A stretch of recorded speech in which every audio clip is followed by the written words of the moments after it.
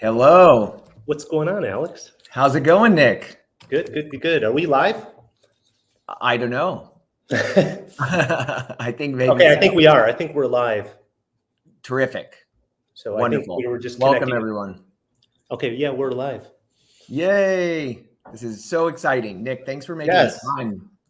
I'm excited to talk to you today. And Absolutely. I know we have a list of questions, right? We do. We have lots of questions. I think we're going to get started in about 2 minutes. Yeah. At 12 p.m. Pacific. How is everything going at Ronival this morning? Good. It feels like we had 2 Mondays this week already because yesterday was a holiday here in Mexico with the new president taking office. Yeah, that's and the election or the inauguration day changed. Didn't it used to be December 1st? Yeah, they moved it up, and so it's now I don't know if going forward it's always going to be October 1st, but this election cycle, October 1st. Okay.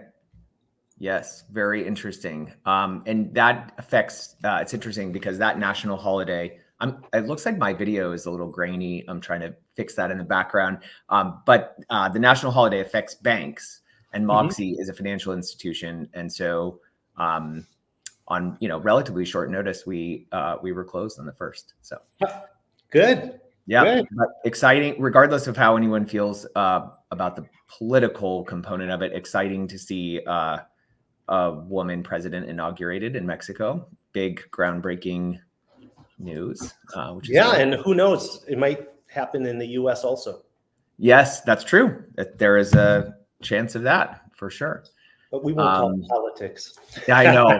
Well, we would get probably a lot more engagement if we did, but terrific. It looks like we're just coming up on noon. I'm still working on my camera settings here in the background. I don't know how it looks there, but we'll see. That's why we connect early. Yes, definitely. Let's see. It's not any better. Okay, well, we're going to roll with it, which is good. All right, well, I have noon. I'm very excited to get us started. Let's go.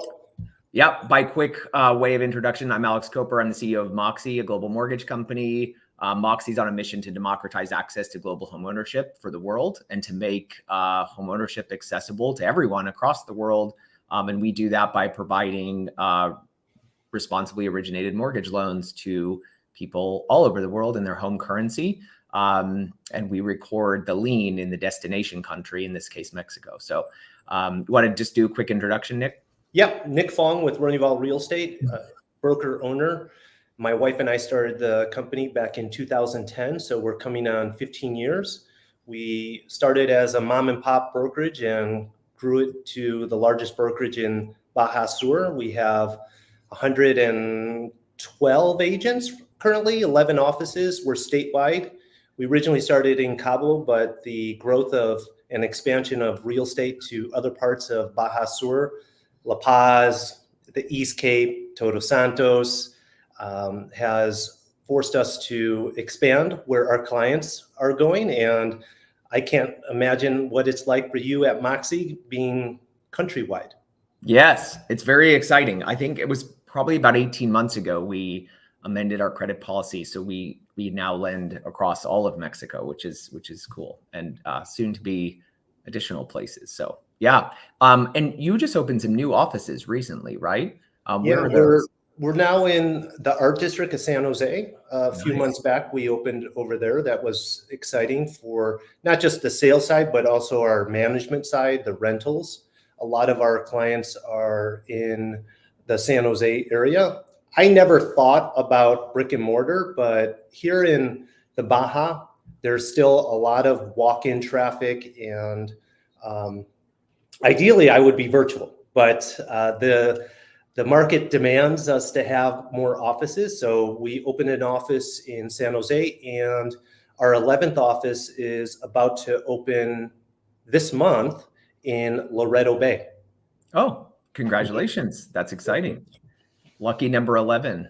Yeah. I agree with you about the, sort of distributed retail storefront presence. I think it's a thing in LATAM, right? Digital is an important component, but retail storefront is also important. Doing business in person is a thing. So, and Nick, I know you also have a division of Ronival called Ronival Developments. Tell me more about that. Yeah, on the development side, I saw about 5+ years ago, with the lack of inventory and a lot of new developers coming into the area trying to address the demand for the market, that it was a different way to sell real estate. And so we set up a department strictly for developments, and we staffed it, from the marketing side, the sales side, the administration side. It's different, or there's nuanced differences, but it's in the details that you tend to get into trouble. And so without having a business model to address that, we wouldn't be able to grow the way we have. So we have several developers in Los Cabos, in Baja, that we represent, all the way from Loreto down to Cabo. Very cool. Yeah, that's exciting. I know that's been a significant part of Ronival, and I think a lot of our viewers today are probably really interested in the notion of pre-construction and the value you can get when you get into contract on a unit before it's ready, right? There's usually good upside potential there. So, yeah, if you talk the market, pre-construction or new construction, it's over 50% of our inventory. So if you're a buyer and you don't know how to navigate that and what questions to ask, you are going to get yourself into trouble, number one. But then two, if you just discount all the pre-construction, you have half the number of properties to consider. Right. Good point. Good point. And in Baja Sur, like, what area would you say has the most pre-construction? Is that in San Jose, in Cabo San Lucas? The corridor, and specifically the El Tesal corridor. So that's the mountainside of the tourist corridor, closer to the Cabo San Lucas side of the two towns. I know a lot of MoXi team members live in El Tesal, in and around that area. So there's a lot of development going on there, which is really cool. Awesome. Well, I know we've had our respective teams have done a lot of sort of marketing of this event, and so there are a lot of questions that were sort of submitted in advance to us that we can start to walk through, and then I think we'll also have some comments that are coming live from our viewers, from our audience. But if you want, we can just get started on some of these pre-submitted questions. Let's do it. Okay, so tried to kind of group some of these together, but I think this is an interesting one. So is this a process, so presumably this means buying a house in Mexico as a foreigner, that requires primarily cash, or can loans be taken out? So I think this is a perfect one for this forum. Yes. Any thoughts you want to get us started with on that? No, definitely. When I got started here 20 years ago, it was primarily a cash market. And we had a number of lenders that started lending to the foreigner market, Americans and Canadians mainly. And then the Great Recession hit and everyone left. And we had a period of time of several years where there were no lender options until MoXi arrived, which you originally were Global Mortgage. And we're very thankful that Global, now MoXi, is in the marketplace, because you're an option for our clients that don't have all the cash or don't want to invest all their cash in their real estate purchase. Yeah, definitely. I think we're in some ways groundbreaking in that solution, in bringing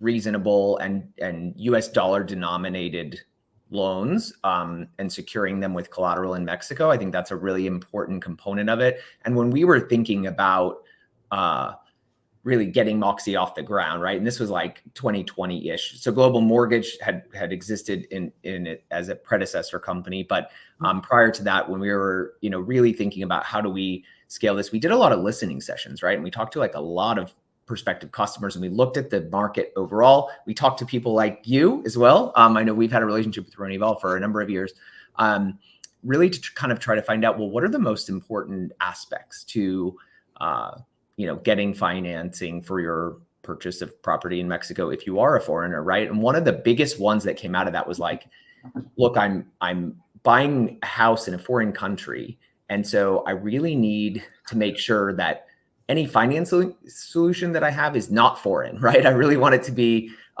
something that I can really understand. I want the process to look really, simple and easy. And I think that extends beyond just financing also to the representation they have on the real estate side of things, right? Like working with somebody who understands and acts as that trusted advisor almost, right? In between understanding the local destination market and having the right expertise to be able to securely buy real estate in a foreign country, but also understanding where the buyer is coming from, right? And so we do that at MoXi as well, right? So for us, a really key component of this was offering fixed rate loans that don't have a lot of exotic features and that are denominated in our borrower's home currency. So that's US dollars. And then you don't have any foreign exchange risk when you're repaying the loan. So it looks like we have a live question coming in. What are the qualifications for a loan as well as terms? You base qualifications on American credit score and debt to income. Yeah, really good question. Thank you, David. Thanks for joining us as well. So yes, from the standpoint of MoXi, to qualify for a loan, it's very, very similar to that which you might be accustomed to in the United States. We're going to look at your American credit score, or we're going to look at your income and asset picture in the United States. And we're going to underwrite the loan from a credit standpoint based on all of your home country income and asset documentation. So what does your credit look like? What does your asset picture look like? Do you have enough for the down payment? Those kinds of things. We use all of the same sort of underwriting criteria that from a credit standpoint that one would expect when getting a loan in the US. Alex, how important was it for you in starting to mimic the underwriting process and the pre-qualification process to what our Americans and Canadians would find if they were buying a house back home? Yeah. I think it was very important, right? So again, that going back to that listening session, like what's important, the product was important, but also the process and the procedure had to be something that our clients were used to doing whenever they, got a mortgage loan in their home country. And so we made that process upfront, pre-qualification, pre-approval. We mirrored that to the US process. Once you get into the actual legal property transfer from the seller to the buyer in Mexico, then it diverges, right? It's a very nuanced process and very unique. When you do it the right way, it's a unique process. But from the upfront credit qualification and getting a credit decision out to a client who's thinking about, making an offer on a home, that we do every day. It's a very similar process to that which our clients are accustomed to in the United States. It's no different than when I first started selling real estate, coming from the States, being American. One of my competitive advantages was being able to relate the buying process back in the States to buying in Mexico.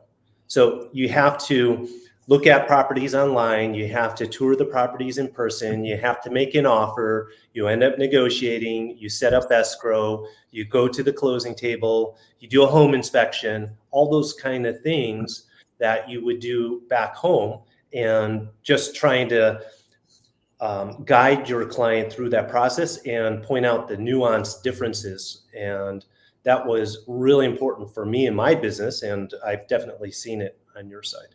Yeah, absolutely. I think that's something that people might not know, is that both Ronival and MoXi have entire teams within the business that focus on ensuring that these transactions close securely and in accordance with local customs, but also applicable law, right? I think that's a really important aspect of this, because the law is different for foreigners, Right. especially in a restricted zone, like in anywhere in the Baja, for example. Mm-hmm. That's an interesting point, Nick. So one of the other questions that was submitted in advance was about fideicomisos.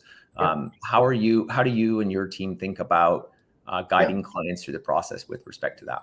The fideicomiso, which is the real estate trust, the translation from Spanish to English, is a process that a lot of our clients coming from the US and Canada are very familiar with anyways. A lot of our clients are used to setting up a family trust or a living trust for survivorship, for mitigation of liability, and estate planning.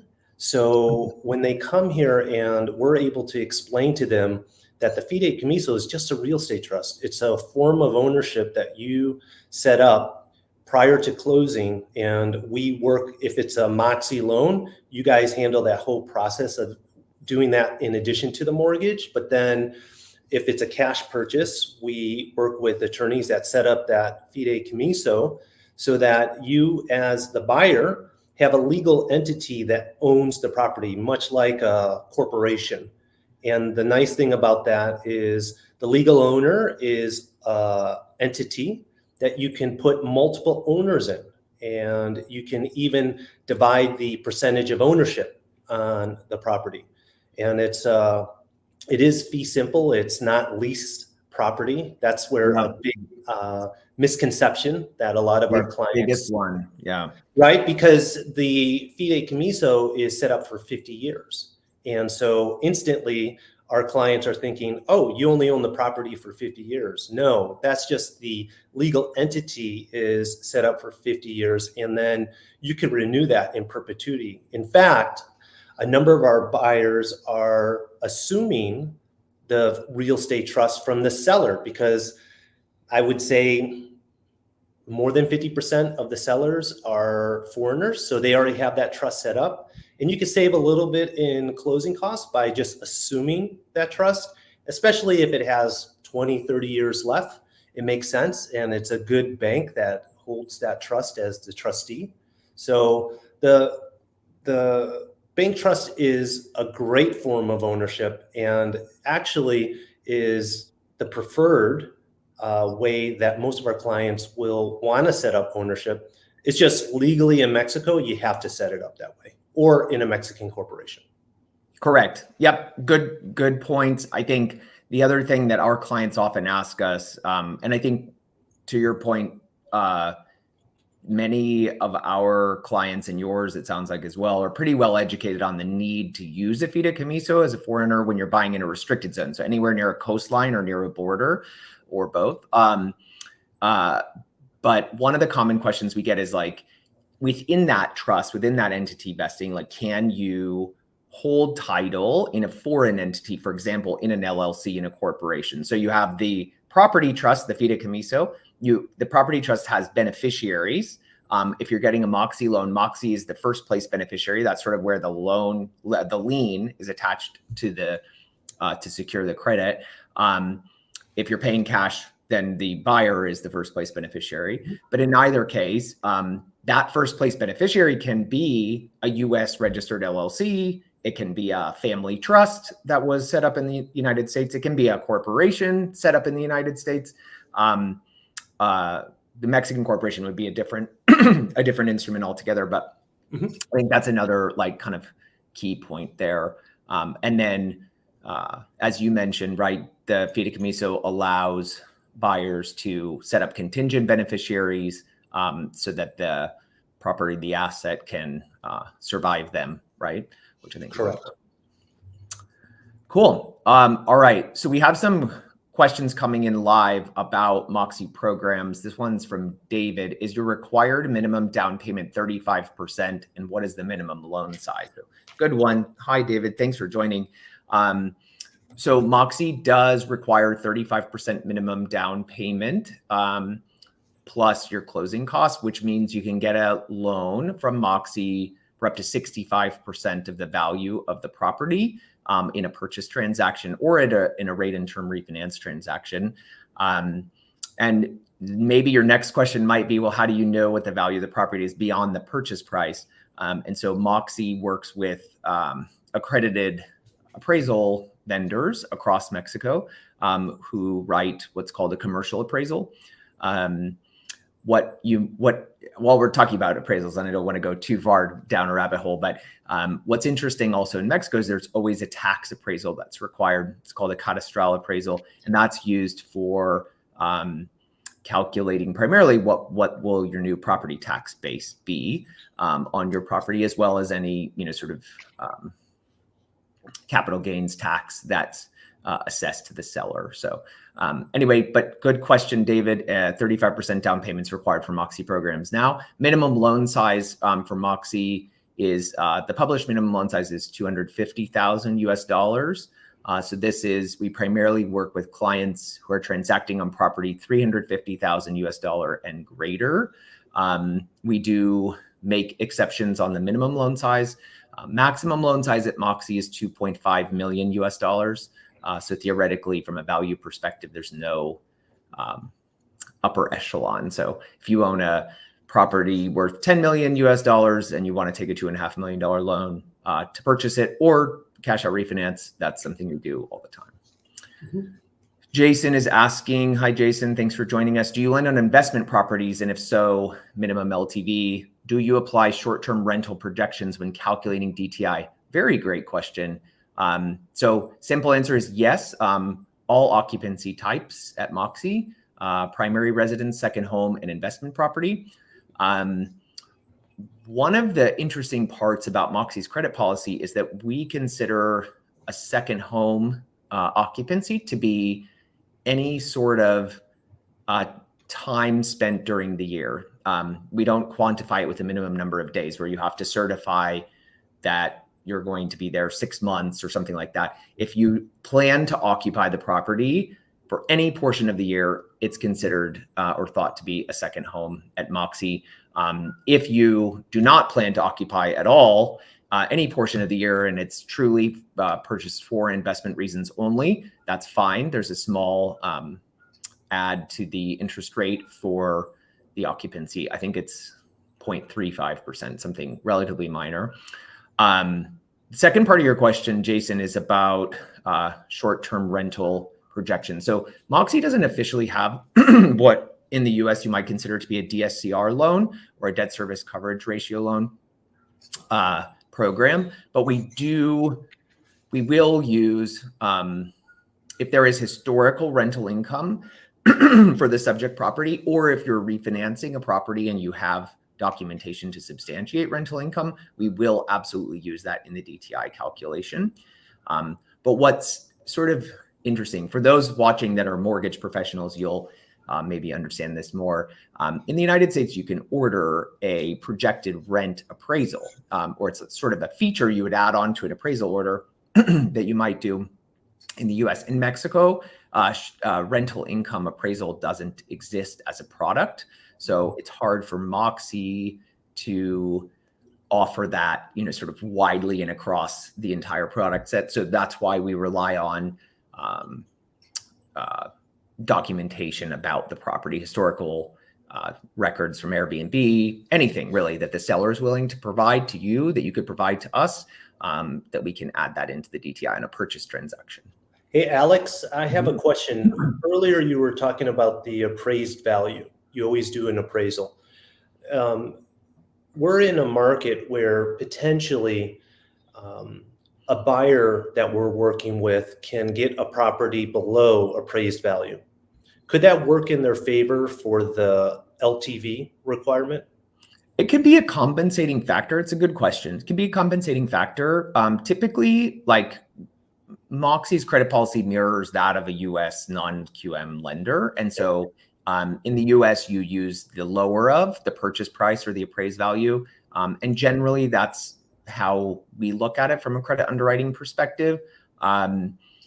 This is where like having a really good agent though, Nick, comes in, right? Because if the agent representing the buyer is there during the appraisal appointment, has the comps ready, is able to show some of the key nuances and features of that particular property, right, and the appraisal comes in higher, that will be a compensating factor in loan underwriting. But generally speaking, we're going to use the lower of the purchase price or the appraised value.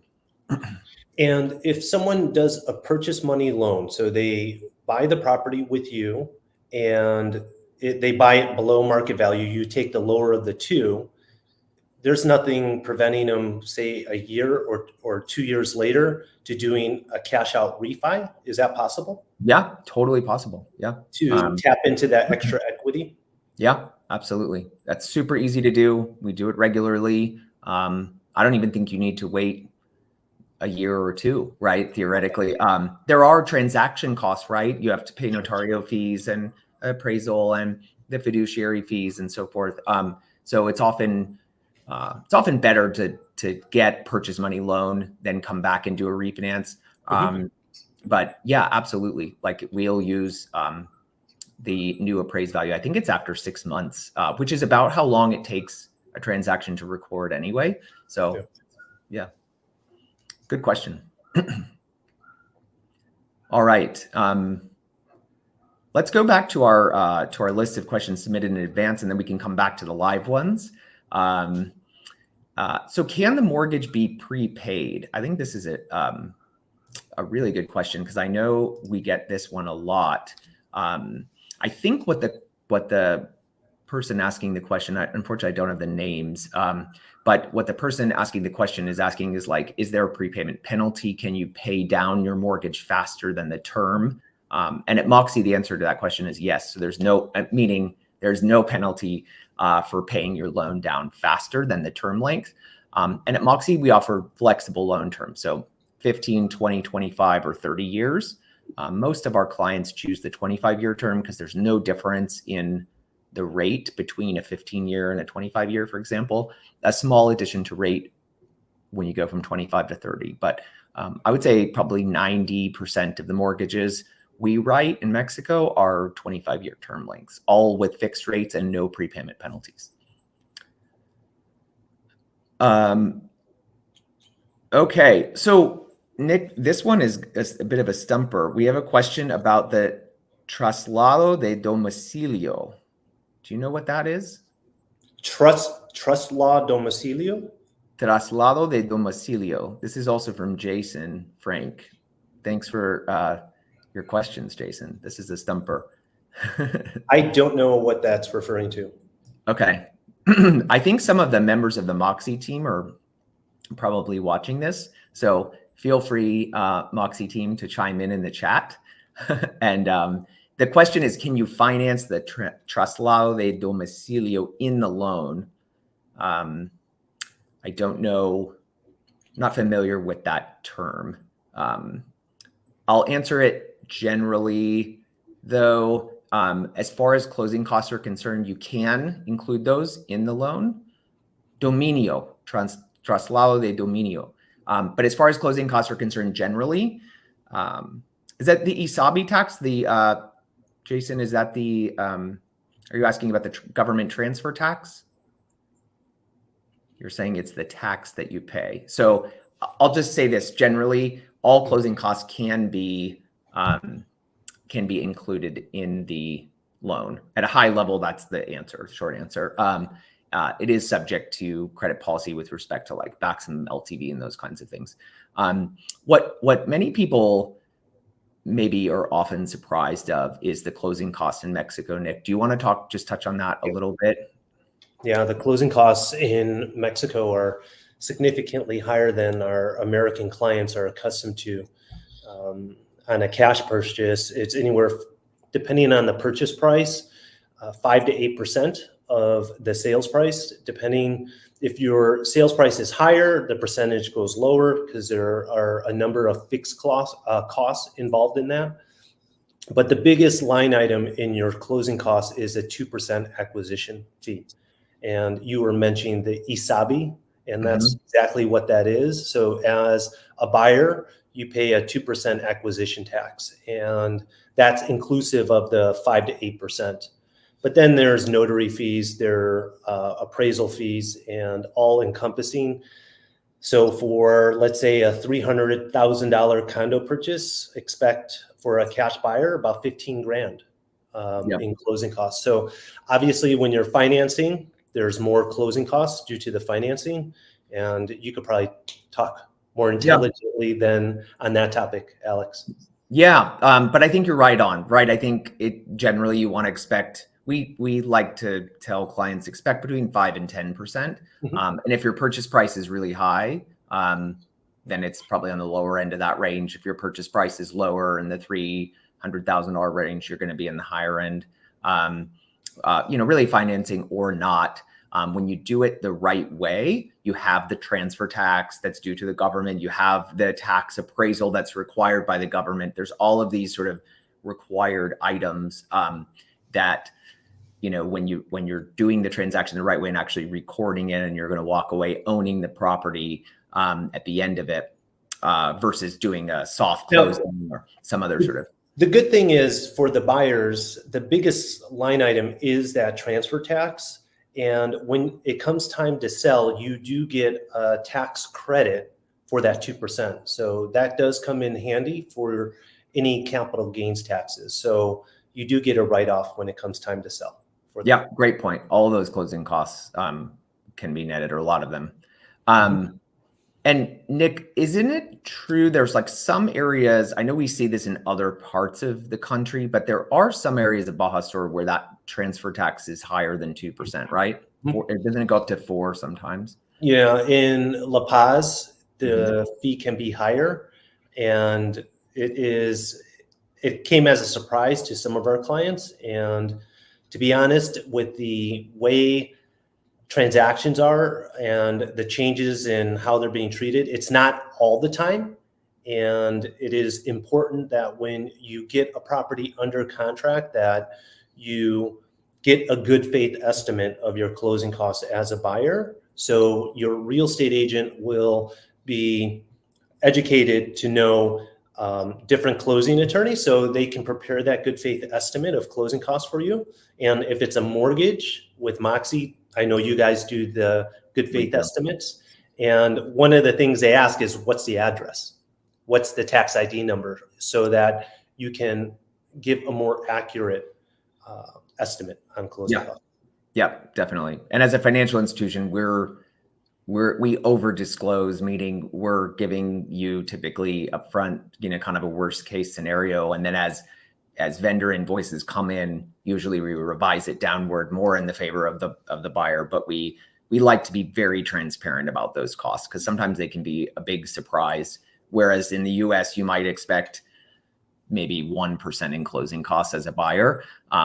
In Mexico, it's multiples of that. So now the flip side of that is our annual real estate taxes are far lower than most of our clients are accustomed to. So it's 0.1% as a general rule. There's always exceptions to that, but when you do a calculation, paying $1,000 on $1 million property in annual taxes, so over time of home ownership, you actually make that back.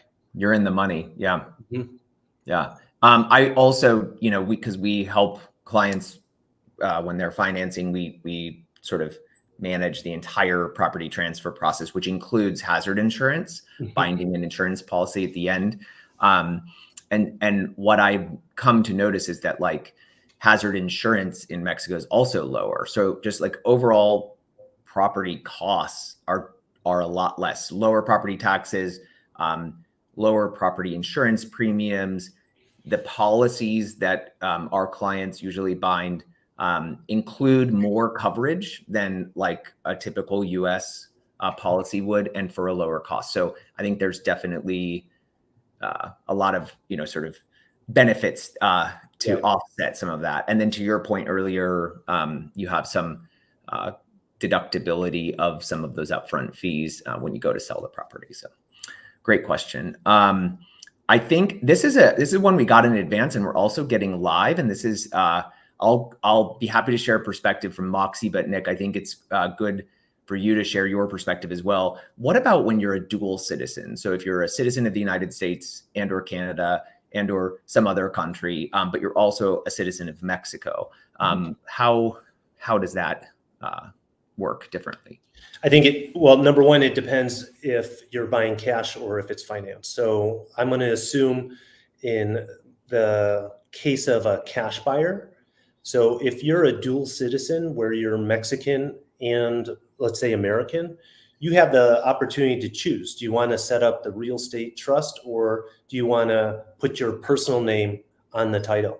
And if you are strictly concerned about your closing costs and your ongoing annual costs of ownership of the property, as a dual citizen, being Mexican, I would title it in your name as a Mexican, because you're going to save a couple $1,000s up front, and then each year on average you're going to save $500 in your trust fees.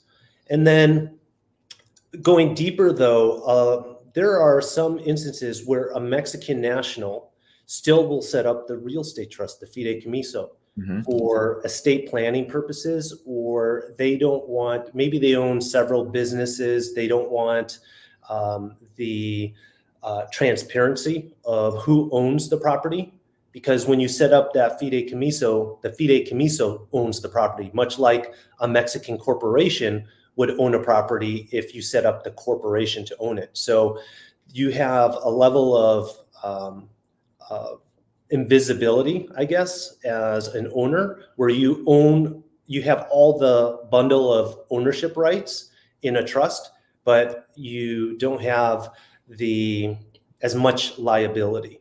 And so we do have Mexican clients that still set up the trust. And where I see it the most is our dual citizen Mexican-American clients. They typically have an American spouse.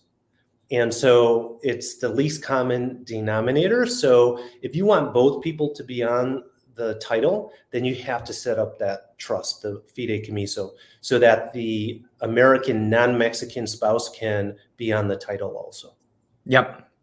Great points. I would agree with all of those. From a financing perspective, the way that MoXi records a lien for the mortgage is via trust rights on the fideicomiso. So in that case, when we have a dual citizen, we will sort of insist on the fideicomiso. And MoXi uses a special version of that. It's called Fideicomiso de Garantía.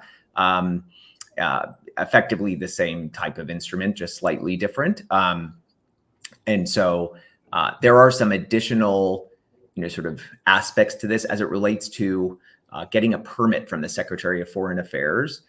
Many clients don't realize this is all happening, because when you work with a great finance company or a great real estate agent, their teams are going to take care of it and make sure that it's sort of relatively seamless for you. But any purchase in a restricted zone requires a permit from the Secretaría de Relaciones Exteriores, and they will, because the fideicomiso is designed, like by the Mexican Constitution, specifically to be for foreigners, it can get tricky sometimes when you apply for a foreign permit when you're not a foreigner. And so we work with those kinds of situations every day. So it gets fun. But from a client perspective, it's pretty easy. And, that brings up a good point, Alex, is why for your second home purchase, and if you're a foreigner, why you want to be working with real estate professionals, because there's so many activities that are going on behind the scenes that if you're working with a non-professional, non-licensed person in your real estate purchase, there are a lot of steps that are going to go unattended to. And we hear the stories about people buying properties, or they think they're buying properties, when in actuality, they just have a piece of paper that is a private contract. And that, although can convey ownership rights, legally speaking, you're not the owner of the property. Yep. Very, very true. We see that all sorts of what we call common pitfalls. And unfortunately, we sometimes see them after the fact, when a client will come to us for refinance, and our team will start the process of the cash out refinance. And then we come to sort of realize the client doesn't know either. We've come to sort of realize that the client doesn't actually own that home that they paid for a couple of years ago, right? Still in the name of the developer or something like that, because the soft closing was done. So I think, to your point, it's really important. And soft closings are okay when you go into it eyes wide open and you know exactly what you're doing. But I think it's a really good point. It's so important to have good representation from MoXi, from a great licensed real estate agent, from a good attorney. Awesome. Okay. So one of our other questions we got submitted in advance is about construction and purchasing land. So from your perspective, Nick, any thoughts on that? And I can certainly talk about it from MoXi's standpoint. But. Yep. I mean, the purchase of land has increased with the lack of finished inventory, and also clients that have already been owners of a condo or a house in, let's say, Cabo proper, and are wanting to expand into the less populated areas for various reasons. They want to be closer to the water. They want fewer neighbors, less traffic. And in doing so, the titles of the properties for land is more challenging. And that is something that we've learned over the years of opening offices in the East Cape, in Todos Santos, in even areas of La Paz, where the titles aren't perfected, so to speak, where there's some imperfections on the title and the measurements aren't right, the warrantability of the land. So I know MoXi goes through extensive studying of the property and the title to make sure that it can be warranted, that you can loan against it. And so a lot of people end up learning things about ejido land. And ejido land is the land that was granted to people, many families in the area generations ago. And it's not titled property, but people are living on it, people are using it, and people are selling it. But you don't get title unless you go through a legal process of changing that agrarian land into actual titled property. And so even more reason to work with a real estate professional, because these kind of nuances in buying land can be tricky at times. And you want to be able to, dot all the I's, cross the T's when you venture into areas where you're looking for vacant land to ultimately do construction on it. Yep, totally agree. And what's interesting is there are even habitable residential properties that sit atop this land. And so one of like an ejido land with an ejido claim on it, or where the ejido wasn't properly registered or wasn't transferred properly in the past, and that could have been decades ago or centuries ago, even in some cases.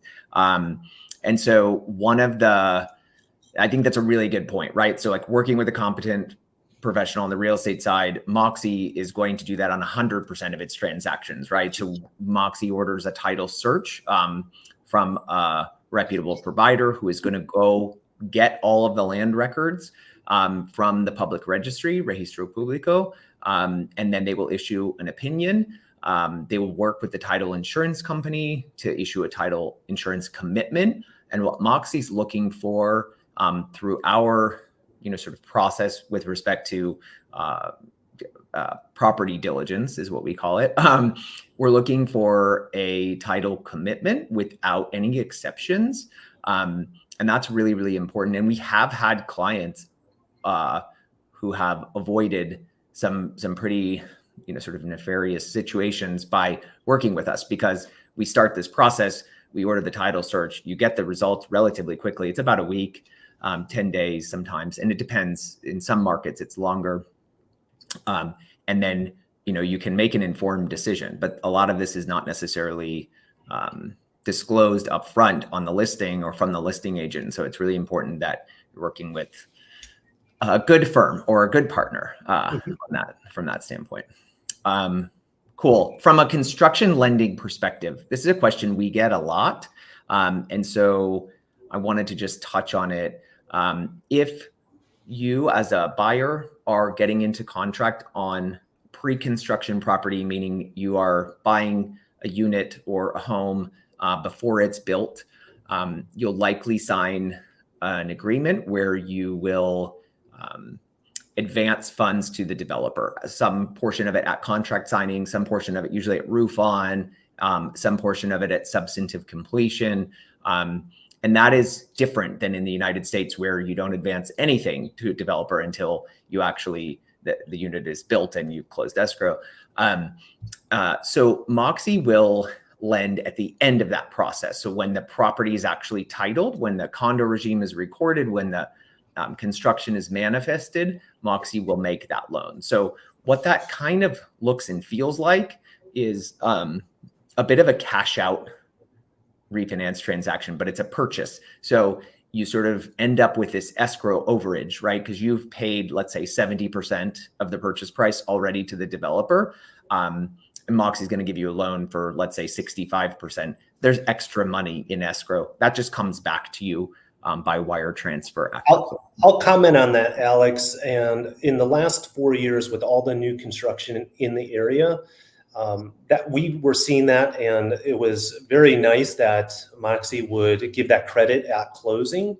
But to be more competitive, just the way the economy is and the real estate market is, our developers that we're working with, they're more flexible in the payment schedule. Mm-hmm. So if they're doing a 65% loan to value on the condo or the house, that we're finding developers being more open to working with the buyer, because the buyer might only have that 35%. They're not coming up with another 35 or 40% during construction. So if you're a buyer considering new construction and you want a loan with MoXi and you're going to get the 65% loan to value, talk to your real estate agent, because a number of developers will work with you on that requirement. That's great news. That's amazing. So that you can kind of just put up the 35%, maybe a little bit more to cover the closing. And then at the end, you get your mortgage. You're not out for 18 months, this large chunk of money that you then have to recoup. Great news. Love that. All right, next question. Finishing up on the construction side of things. So MoXi does not make construction loans. So if you were watching, I think we got this question in advance. If you're watching now and you already own a plot of land and now you want to borrow money from MoXi to build the home, that's not something we offer from a product standpoint today. But we will work with you when the house is constructed. And then again, really important, when you've manifested that construction, when the public registry who knows this plot of land as just a plot of land now knows it's a house, right? Then we will give you, if you've already closed on the land, we end up processing it as a cash out refinance transaction. So I could see an opportunity there for people that own the land or are looking to buy the land to build with cash, because more times than not, your equity in is going to be far less than what the finished product is going to be worth. Correct. And so they can recoup potentially even more than what they put into the construction and absolutely land. Yeah. Because at that point we'll do an appraisal and we'll lend 60 or 65% of that appraised value, not of the purchase price of the land, but of the new appraised value. Yeah. So it's a great option versus selling it, maybe, let's say. Mm-hmm. Good point. All right, we've got a question about a project. It looks like Obra Negra.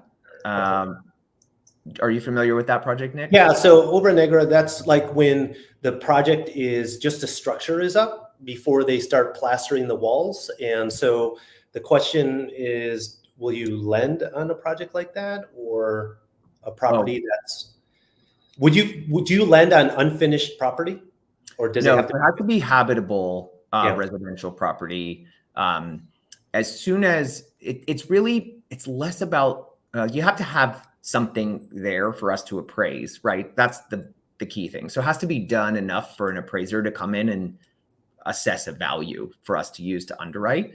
But the other bigger kind of component here is the transfer of title from the developer to you, the buyer, right? Because if MoXi were to make a loan prior to that point, it would be an unsecured loan. We'd have no collateral until we can record our lien via that fideicomiso right at the closing table. And you can't do a legal closing until certain things are done. Not necessarily the windows are in or the stove is working. More like if a condo regime is applicable to that residential land, has that been recorded with the public registry? And does the public registry or does the cadastral office, the tax authority, know that this now was a vacant land and now has a house on it, right? Those are kind of the two main things, which is called construction manifestation.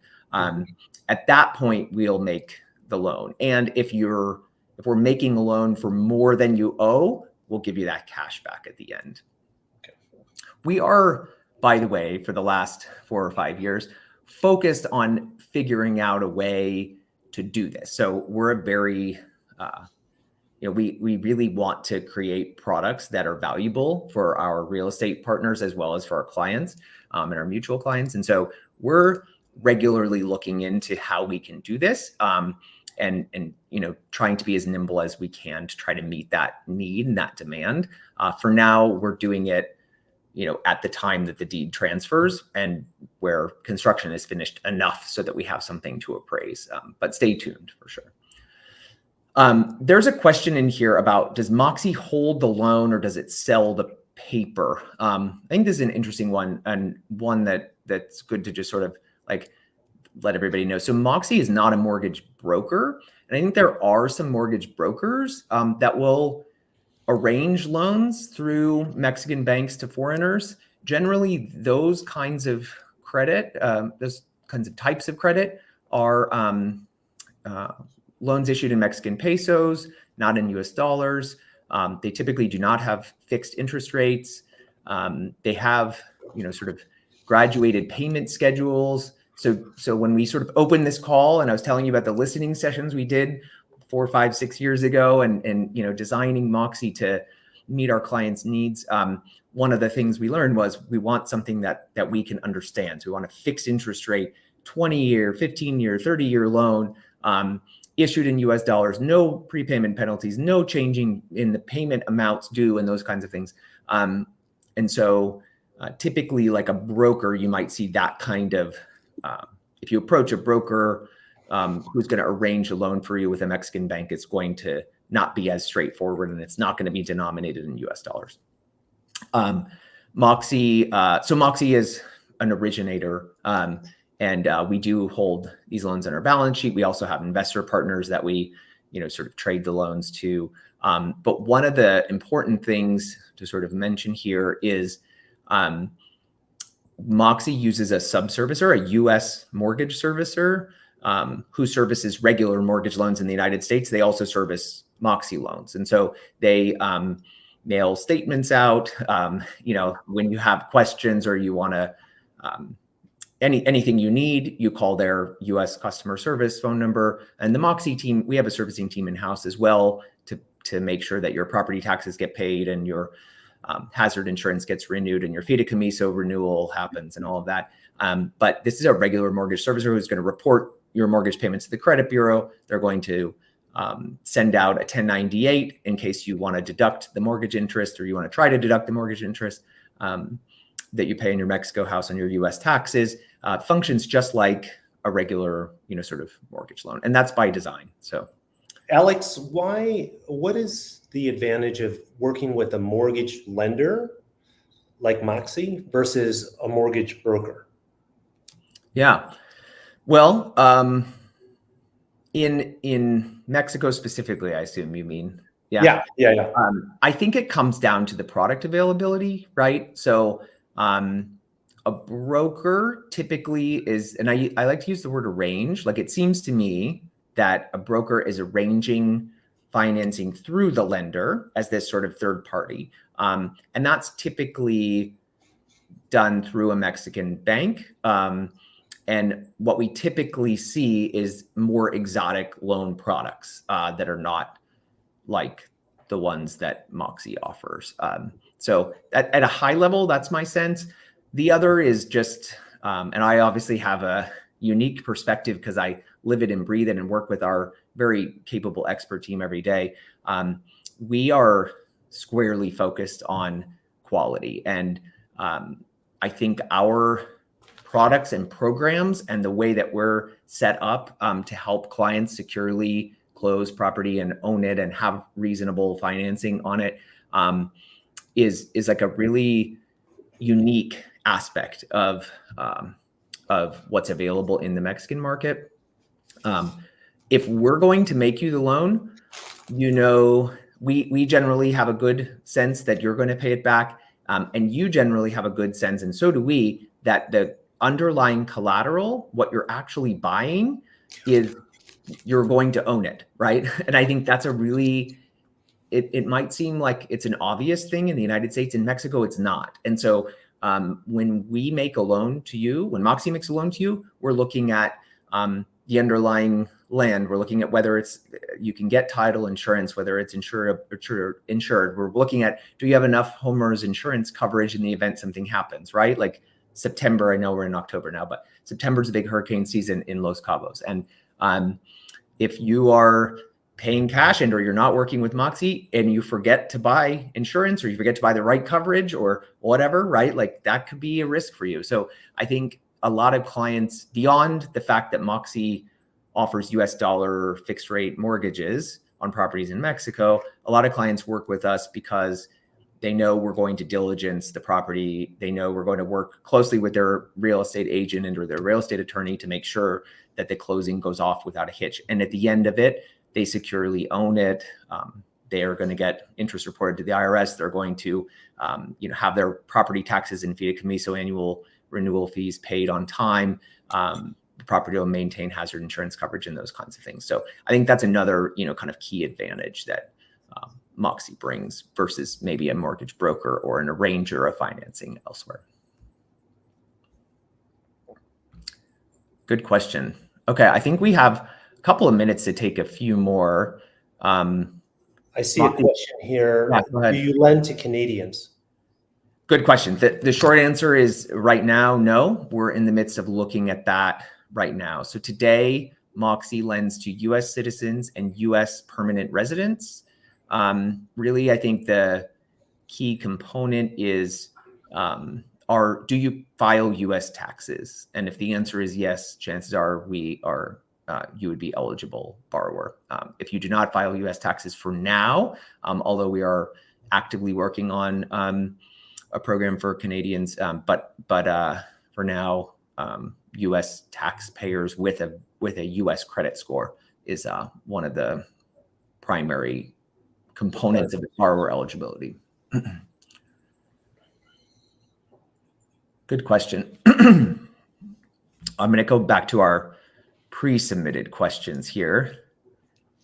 So we have a question from, actually a couple of questions from mortgage professionals wondering if they can broker to MoXi, which I think is a really interesting construct. We just soft launched a program that allows mortgage professionals to not broker, but to make referrals. And so we will pop up the link to that. It's a page on our website.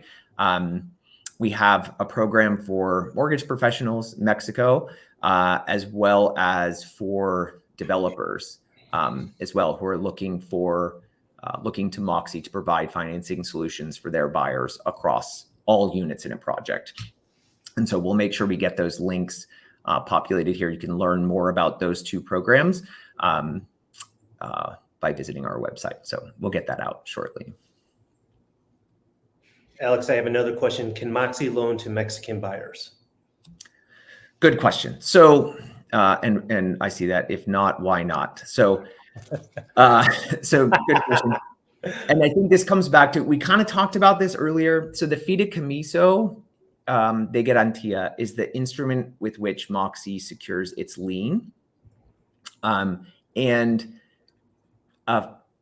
By definition, a fideicomiso is a trust instrument, or that's the English translation of it. But a fideicomiso is for foreigners, right? And so you run into a bit of an issue from a vesting perspective, right? When you are when you're arranging a transaction using a fideicomiso for someone that's not a foreigner. So I think that's the easiest way I can say it. From a credit underwriting perspective as well, like MoXi is not equipped to pull Mexican credit reports, for example, or underwrite Mexican tax returns, for example. We do often work with people that have dual citizenship or who are Mexican residents. I'm a Mexican permanent resident. Many people on our team are, but I file U.S. tax returns, right? And so really it comes down to kind of those two items. We have worked with clients before who have Mexican citizenship or Mexican permanent residency, and who, from a credit underwriting perspective, past that sort of element, and then end up taking title in the name of an LLC that's domiciled in the U.S. or trust in the U.S., which is considered in the eyes of Mexico to be a foreign entity because the entity was set up in the U.S. And so that's like a very common way we work with Mexican nationals who are using MoXi. And sometimes that's just, maybe it's a group of people, maybe it's 4 different families buying one villa together. We see that a lot. And one of those families is dual citizen in Mexico and the US. So no issue. We're always happy to talk to clients and work through that. Okay. Great questions. I think we have like 1 more minute. Anything else we should make sure we touch on? Not on my side. Okay. Well, this has been so much fun. I know we have more questions we didn't get to. I'm scrolling up here. I'm also looking at the ones submitted in advance. Please make sure you reach out to either of us, to Nick or to myself. You can visit www.moxi.global for more information about MoXi, or Nick, if you want to talk about the ways clients can reach you at Ronival. Ronival.com. Ronival.com. Yeah. That's easy. But yeah, we really appreciate the engagement. Love the questions. This has been so much fun, Nick. Thanks for taking the time. And thank you. Yeah, look forward to the next one. All right. Bye, everyone. Bye.